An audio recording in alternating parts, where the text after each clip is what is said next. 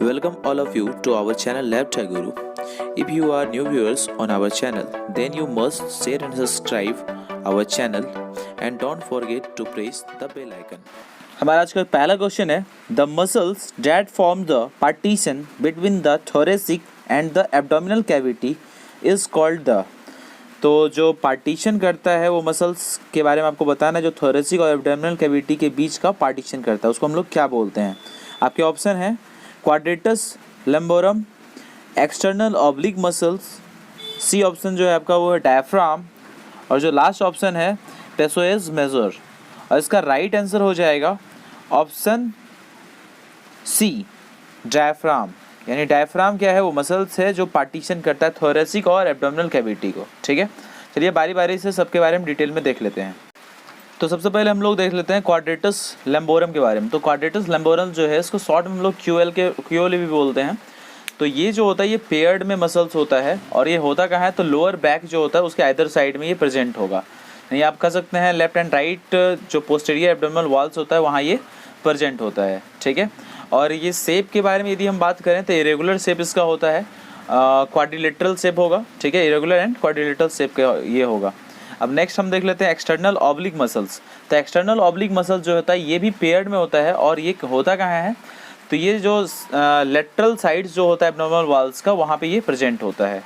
अब नेक्स्ट एक आपका बच रहा है पेसोएज मेजर। तो पेसोएज मेजर जो होता है स्पिंडल शेप का मसल्स होता है जो कि पाया जाता है लोअर जो लंबर रीजन होता है, लंबर रीजन वर्टिब्रल कॉलम्स का, तो वहाँ पे ये उसके साइड्स में ये प्रेजेंट होगा। ठीक है, ये ग्रोइन्स रीजन से होते हुए ये नीचे तक जाता है। ठीक है, चलिए अब नेक्स्ट क्वेश्चन को देख लेते हैं। चलिए हमारा सेकेंड क्वेश्चन है विच of the following is not a part of the stomach. तो स्टमक का कौन सा पार्ट नहीं है इसमें, जो आपसे ऑप्शन दिए हुए हैं। पहला ऑप्शन है आपका fundus, cardiac notch, caecum, and the last option is pyloric canal. इसका राइट आंसर हो जाएगा ऑप्शन सी यानी सीकम। सीकम आपको पता है कि सीकम जो है ये एक पार्ट है लार्ज इंटेस्टाइन का, लार्ज इंटेस्टाइन का एक पार्ट है। यदि हम बात करें फंडस के बारे में बात करें तो जब आप शेप देखोगे स्टमक का तो उसमें जो अपर पोर्शन दिखेगा तो वो फंडस वाला होता है, फिर बीच वाला जो होता है मिडिल पोर्शन बॉडी होता है, उसके नीचे एंट्रम होता है, फिर पाइलोरस होता है। तो पाइलोरस और कार्डियक जो होता है वो ऊपर होता है फंडस से थोड़ा सा ऊपर, यानी जहाँ से वो जो पाइप जुड़ा होता है वो जो स्टमक वहाँ जो होता है वो कार्डियक नोच होता है। ठीक है, तो ये सारा प्रेजेंट होता है। तो और सीकम जो है ये पार्ट किसका है, तो ये सीकम पार्ट है लार्ज इंटेस्टाइन का। तो ये इसका गलत जवाब यानी सही जवाब इसका क्या हो जाएगा, सीकम। ठीक है, ये स्टमक का पार्ट नहीं है। ठीक है, चलिए अब नेक्स्ट क्वेश्चन देखते हैं। Question number third, which of the following ribs are termed as floating ribs. आपके ऑप्शन है first and second rib, second option जो है 11th and the 12th rib, third option first 7 ribs, and the last option is 6th and 7th ribs. तो सबसे पहले इसका हम जवाब देते हैं, उससे पहले आपको बता देते हैं जो रिब्स होता है वो 3 टाइप्स का होता है। ठीक है, तो 3 टाइप्स में जो होता है 1 से 7 तक जो होता है वो डायरेक्टली कनेक्टेड होता है स्टर्नम से। ठीक है, आप उसको ट्रू रिब्स भी बोल सकते हो। उसके बाद जो है वो 8 से लेकर 10 यानी जो 3 रिब्स होता है वो कार्टिलेज से यानी कोस्टल कार्टिलेज होता है उससे वो कनेक्ट होता है। ठीक है, ये डायरेक्टली कनेक्ट स्टर्नम से नहीं होता है, ये कार्टिलेज के थ्रू कनेक्ट होता है। अब नेक्स्ट जो बच गया 11 12, तो 11 12 जो होता है वो सिर्फ बैक से कनेक्ट होता है, यानी जो बैक से कनेक्ट होगा तो वो हमारा क्या हो जाएगा, वो हमारा फ्लोटिंग रिब्स हो जाएगा। ठीक है, तो यहाँ पे जो ऑप्शन बी है 11th एंड 12th ये हमारा राइट आंसर हो जाएगा, ये फ्लोटिंग रिब्स है। ठीक है, चलिए अब नेक्स्ट क्वेश्चन देख लेते हैं। Question number 4, in which part of the uterine tube does fertilization take place normally. तो यूट्रेन ट्यूब के उस पार्ट के बारे में बताना है जहाँ पे नॉर्मली जो होता है फर्टिलाइजेशन होता है। आपके ऑप्शन है ampulla, isthmus, fimbriae, and the last option is infundibulum. इसका राइट आंसर हो जाएगा ऑप्शन ए एम्पुला। नॉर्मली जो फर्टिलाइजेशन होता है वो कहाँ होता है, तो एम्पुला में होता है। यदि हम बात करें तो ये सारा पार्ट हमारा जो है वो यूट्रेन ट्यूब का ही है। तो जो सबसे आगे वाला जो पार्ट होता है जो रिसीव करता है, ठीक है, जो एग्स को रिसीव करता है या ओवा को रिसीव करता है वो फिम्ब्रिया वाला पार्ट है। उसके जस्ट बिहाइंड जो पार्ट होगा वो इनफंडिबुलम होगा, और उसके फिर जो पीछे का जो पार्ट होता है वो एम्पुला होता है। ठीक है, और जो सबसे एम्पुला के बाद का जो पोर्शन है वो इस्थमस है। तो जो एम्पुला वाला पोर्शन है वहाँ पे क्या होता है, फर्टिलाइजेशन होता है। ठीक है। ठीक है। तो आपको याद रखना है कि एम्पुला वो पोर्शन है जहाँ पे नॉर्मली फर्टिलाइजेशन होता है। चलिए हमारा जो फिफ्थ क्वेश्चन है, the largest gland in the human body is, जो लार्जेस्ट ग्लैंड है ह्यूमन बॉडी का वो क्या है? तो बड़ा आसान सा क्वेश्चन है। आपके ऑप्शन यहाँ पे pituitary gland, liver, thyroid gland, the last option जो आपके ऑप्शन डी है वो है पैनक्रियाज। इसका राइट आंसर हो जाएगा ऑप्शन बी, लीवर। लीवर जो है वो लार्जेस्ट ग्लैंड है ह्यूमन बॉडी का, ठीक है। चलिए अब नेक्स्ट क्वेश्चन देख लेते हैं। Question number 6, the mass of a normal adult human brain is, जो मास होता है नॉर्मल ह्यूमन एडल्ट ब्रेन का वो कितना मास होता है? आपके ऑप्शन है 500 to 750 gram, 350 to 400 grams, 1300 to 1400 grams, और जो लास्ट ऑप्शन है वो है 2500 to 3500 ग्राम्स। इसका राइट आंसर हो जाएगा ऑप्शन सी, 1300 to 1400 ग्राम्स, ठीक है। अप्रॉक्स में आप बोल सकते हो कि अप्रॉक्स 1.5 kg, ठीक है। Question number 7, the longest and the strongest bone of the upper limb is the, तो अपर लिम्ब का जो स्ट्रॉन्गेस्ट और लॉन्गेस्ट बोन है वो कौन सा है? आपके ऑप्शन है radius, scapula, humerus, and the last option जो आपका है वो क्लेविकल। इसका राइट आंसर हो जाएगा ऑप्शन सी, ह्यूमेरस। यानी ह्यूमेरस जो है वो हमारा क्या है, वो आप स्ट्रॉन्गेस्ट भी बोलो और ये लॉन्गेस्ट भी बोलो। तो अपर लिम्ब का स्ट्रॉन्गेस्ट और लॉन्गेस्ट बोन कौन सा है? तो ह्यूमेरस है, ठीक है। चलिए अब नेक्स्ट क्वेश्चन देख लेते हैं। Question number 8, the length of the ureter in normal adult is, तो लेंथ आपको यूरेटर की बताना है, नॉर्मल एडल्ट में कितना लेंथ होता है। आपके ऑप्शन है 5 centimetre, 10 centimetre, 35 centimetre, and the last option is 25 centimetre. और इसका राइट आंसर हो जाएगा ऑप्शन डी, 25 सेंटीमीटर। यानी 25 सेंटीमीटर जो होता है नॉर्मली जो एडल्ट का जो लेंथ होता है यूरेटर का वो 25 सेंटीमीटर होता है। चलिए अब नेक्स्ट क्वेश्चन देखते हैं। Question number 9, the terminal part of the large intestine is called the, जो टर्मिनल पार्ट है लार्ज इंटेस्टाइन का उसको हम लोग क्या बोलते हैं? तो आपके ऑप्शन है sigmoid colon, caecum, pyloric canal, and the last option is anal canal. इसका जो राइट आंसर हो जाएगा ऑप्शन डी, एनाल कैनाल। यानी जो टर्मिनल पार्ट होगा लार्ज इंटेस्टाइन का वो कौन होगा? तो एनाल कैनाल होगा। ये सारा पार्ट लार्ज इंटेस्टाइन का ही है, लेकिन एनाल कैनाल इसका राइट आंसर है। चलिए अब नेक्स्ट क्वेश्चन देखते हैं। चलिए हमारा जो नेक्स्ट क्वेश्चन है question number 10, the silent area of a brain is called, आपके ऑप्शन है cerebellum, pons, cerebrum, and the last option option D is medulla. उसका राइट आंसर हो जाएगा ऑप्शन ए, सेरेबेलम। यानी सेरेबेलम जो है वो पार्ट है ब्रेन का जिसको हम लोग साइलेंट एरिया यहाँ उसको बोलते हैं, ठीक है। यानी ब्रेन का साइलेंट एरिया क्या है? तो सेरेबेलम, ठीक है। चलिए अब नेक्स्ट क्वेश्चन देखते हैं। Question number 11, what does haemostasis indicate, haemostasis क्या इंडिकेट करता है? तो आपके ऑप्शन है deficiency of vitamin K, platelet deficiency, C option है जो आपका है वो प्रिवेंशन ऑफ ब्लड लॉस, जो लास्ट ऑप्शन है एक्सेसिव ब्लीडिंग। इसका राइट आंसर हो जाएगा option C, prevention of blood loss. क्योंकि हेमोस्टेसिस का मतलब ही होता है यानी एक प्रोसेस है जिसमें कि प्रिवेंट या स्टॉप ब्लीडिंग को स्टॉप किया जाता है, ठीक है, ये प्रोसेस में। और इसको हम बोल सकते हैं वाउंड हीलिंग का ये फर्स्ट स्टेज है हेमोस्टेसिस, ठीक है। तो ये प्रिवेंशन ऑफ ब्लड लॉस इसका राइट आंसर हो जाएगा। Question number 12, pulmonary arteries carries blood from which chamber of the heart, यानी किस चैम्बर से ब्लड कैरी करता है पल्मोनरी आर्टरी? आपके ऑप्शन है left ventricle, left atria, right ventricle और राइट एट्रिया। तो इसका राइट आंसर हो जाएगा ऑप्शन थर्ड, राइट वेंट्रिकल। आपको ये समझना है कि जो राइट वेंट्रिकल है तो उसमें क्या होता है कि राइट वेंट्रिकल में कौन सा ब्लड होता है? तो राइट वेंट्रिकल में जो होता है वो हमारा डीऑक्सीनेटेड ब्लड होता है। और पल्मोनरी आर्टरी क्या करता है? ऐसे हम लोग को पता है कि आर्टरीज का फंक्शन क्या होता है, आर्टरीज जो है वो ऑक्सीनेटेड ब्लड को कैरी करता है, लेकिन पल्मोनरी आर्टरी के कंडीशन में यहाँ पे कुछ अपोजिट होता है वर्क।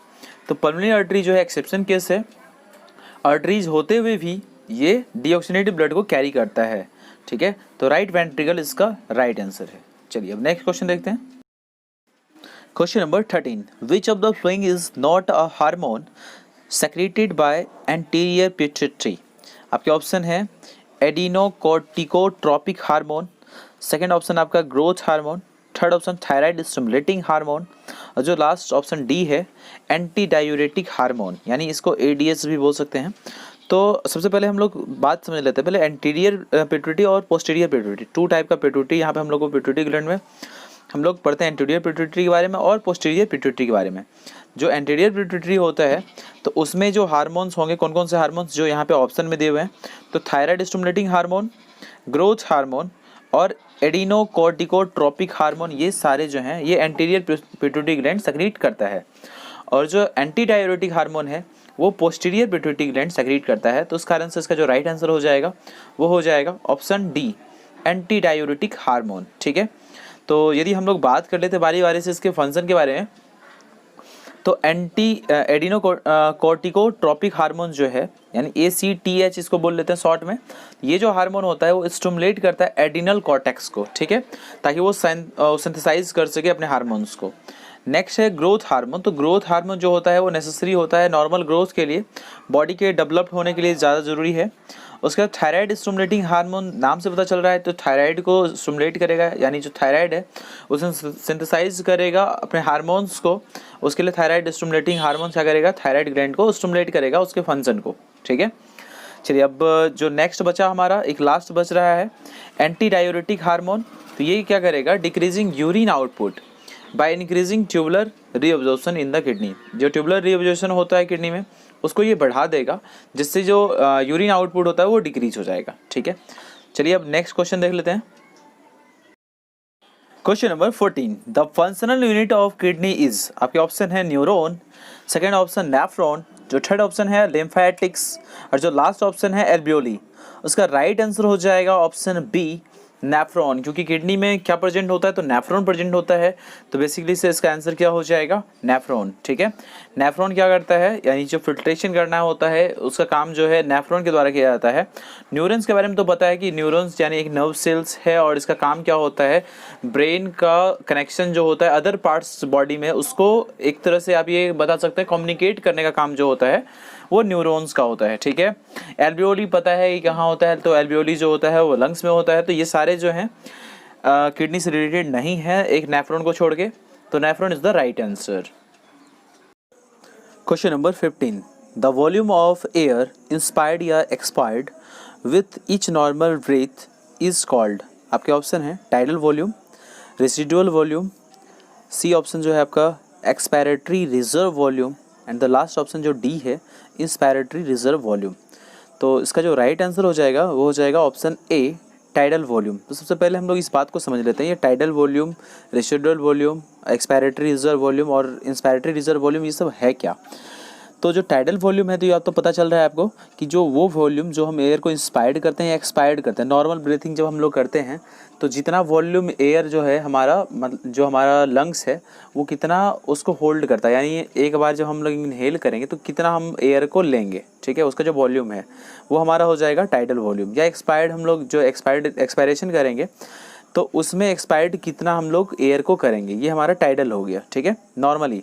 उसके बाद रेसिडुअल क्या है, रेसिडुअल जो अमाउंट ऑफ एयर रिमेन्स जो बच जाता है, मान लें फुल्ली एक्सहेलेशन करने के बाद, पूरा एक्सहेलेशन करने के बाद भी यदि कुछ एयर बचता है लंग्स में तो वो जो एयर है वो हमारा हो जाएगा रेसिडुअल वॉल्यूम। ठीक है, उसके बाद एक्सपायरेटरी रिजर्व वॉल्यूम क्या है, तो जो एक्स्ट्रा वॉल्यूम जो है एयर का जिसको कि हम लोग एक्सहेलेशन के बाद, ठीक है, एक्सहेलेशन के बाद जो हमारा एक्सहेलेशन जब हम लोग करते हैं तो जो टाइडल वॉल्यूम से कितना एक्स्ट्रा निकल रहा है, यानी हम लोग टाइडल वॉल्यूम नॉर्मली कितना एयर को हम लोग एक्सहेल कर रहे हैं, ठीक है, वो हो गया।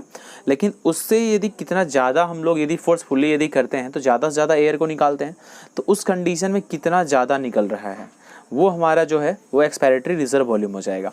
उसी तरह इंस्पायरेटरी वाले में क्या है कि जो टाइडल वॉल्यूम है उससे ज़्यादा हम लोग कितना इंस्पायर्ड कर रहे हैं। ठीक है, यदि ज़्यादा मान लेते हैं एक बार सांस खींचेगा, आप बहुत ज़्यादा फोर्सफुली खींच रहे हो, सांस ले रहे हो, तो ज़्यादा से ज़्यादा आप एयर यदि होल्ड कर लेते हो तो टाइडल रेंज से ज़्यादा, तो कितना ज़्यादा, जितना जो एक्स्ट्रा जो हो रहा है वो हमारा इंस्पायरेटरी रिजर्व वॉल्यूम है। ठीक है, यानी आप कह सकते हैं जो इंस्पायरेटरी रिजर्व यानी हम लोग फोर्सफुली जितना लेते हैं एयर उसमें से हम लोग टाइडल वॉल्यूम को माइनस कर लेंगे तो जो आएगा वो इंस्पायरेटरी रिजर्व वॉल्यूम आ जाएगा। ठीक है, चलिए अब नेक्स्ट क्वेश्चन देख लेते हैं। Question number 16, packed cell volume यानी PCV determination helps in the diagnosis of, यानी पीसीवी जो टेस्ट होता है वो किस चीज़ के डायग्नोसिस में काम करता है? आपके ऑप्शन है anaemia, tuberculosis, malignant tumour, rheumatoid arthritis. तो यहाँ तो स्पष्ट पता चल जा रहा है कि इसका आंसर क्या होने वाला है। तो इसका राइट आंसर हो जाएगा एनीमिया, ठीक है, क्योंकि उसमें हम लोग सेल की काउंटिंग करते हैं कि सेल हमारा कितना ज़्यादा डिक्रीज हो रहा है, ठीक है। तो पैक्ड सेल वॉल्यूम से हम लोग क्या करते हैं? एनीमिया का पता लगाते हैं। नेक्स्ट क्वेश्चन देखते हैं। Question number 17, which of the following can not be differentiated and identified by Leishman stain. Leishman stain से हम किसको आइडेंटिफाई नहीं कर सकते, किसको डिफरेंशिएट नहीं कर सकते? आपके ऑप्शन है mast cell, trypanosomes, leucocytes and the last option is malarial parasite. इसका राइट आंसर हो जाएगा ऑप्शन ए, मास्ट सेल, क्योंकि हमें पता है जो मास्ट सेल है ये हमारे इम्यून सिस्टम का एक पार्ट है, ठीक है। और ये होता कहाँ है? तो ये पाया तो जाता है बोन मैरो में, और ऐसे ये जो ब्लड वेसल्स होता है उसके अराउंड ये पाया जाएगा, ठीक है।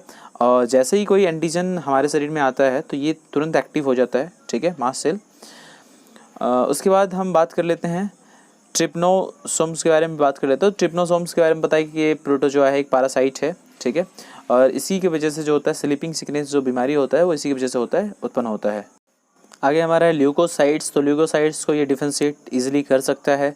फिर आता है मलेरियल पैरासाइट। तो मलेरियल पैरासाइट को डिफरेंशिएट करने के लिए भी हम इसका इस्तेमाल करते हैं। तो मास्ट सेल इसका राइट आंसर हो जाएगा, क्योंकि मास्ट सेल को ये आइडेंटिफाई नहीं कर सकता, उसको डिफरेंशिएट नहीं कर सकता हम लोग लिस्मन स्टेन के हेल्प से, ठीक है। चलिए अब नेक्स्ट क्वेश्चन देख लेते हैं। चलिए क्वेश्चन नंबर 18 देख लेते हैं।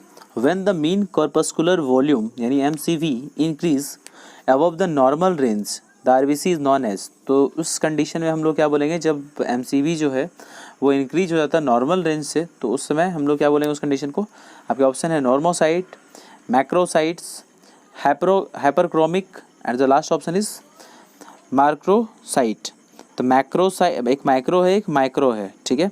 तो इसका जो राइट आंसर हो जाएगा वो हो जाएगा मैक्रोसाइट, ठीक है, यानी लास्ट ऑप्शन डी जो है मैक्रोसाइट, ये इसका राइट आंसर है। Question number 19, which of the following is not a component of blood. इसमें से अब कौन सा कंपोनेंट नहीं है ब्लड का? तो आपके ऑप्शन है myosin, RBC, plasma and the last option is platelets. तो इसका राइट आंसर हो जाएगा ऑप्शन ए, मायोसिन। काफ़ी आसान सा क्वेश्चन है ये।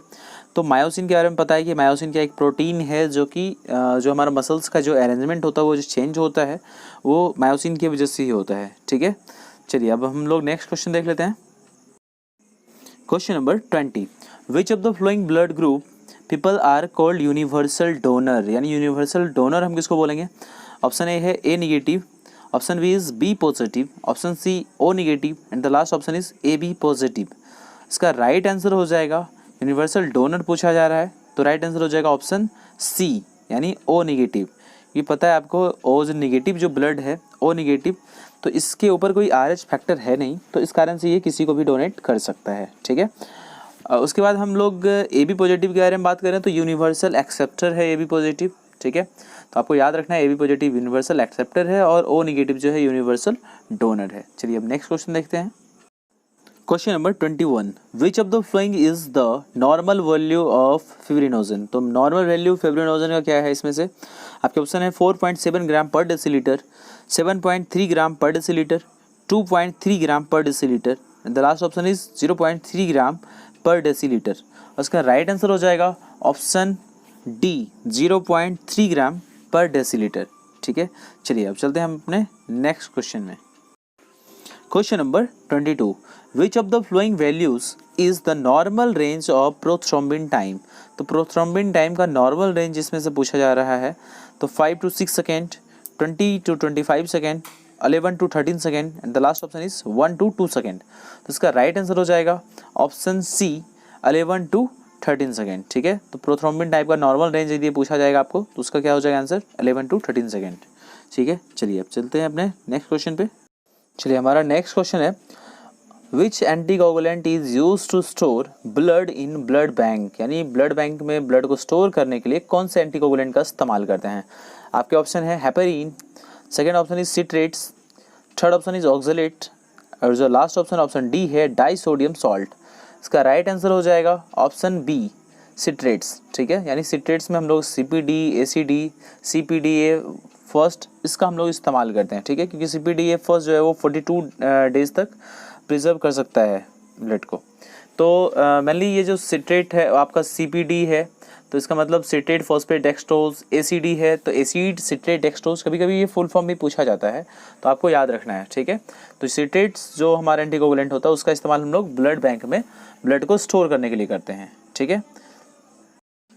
Question number 24, the main function of platelet is, जो मेन फंक्शन है प्लेटलेट का वो क्या है? आपके ऑप्शन है oxygen carrying, second option is oxygen transportation, third option is immunity and the last option is haemostasis.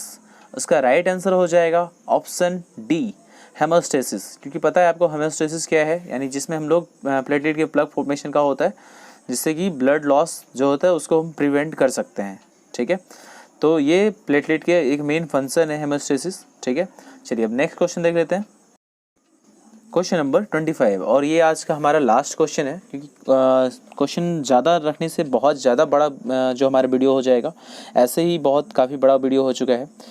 तो जो लास्ट क्वेश्चन है हमारा आज का 25 नंबर, चलिए इसको देख लेते हैं। The normal value of mean corpuscular haemoglobin concentration यानी MCHC इन एडल्ट इज, तो इसका जो नॉर्मल वैल्यू होगा वो कितना होगा? तो आपके ऑप्शन है 70% टू 90%, 90% टू 95%, सी ऑप्शन जो है 50 टू 70%, और जो हमारा लास्ट ऑप्शन है 30 टू 35%।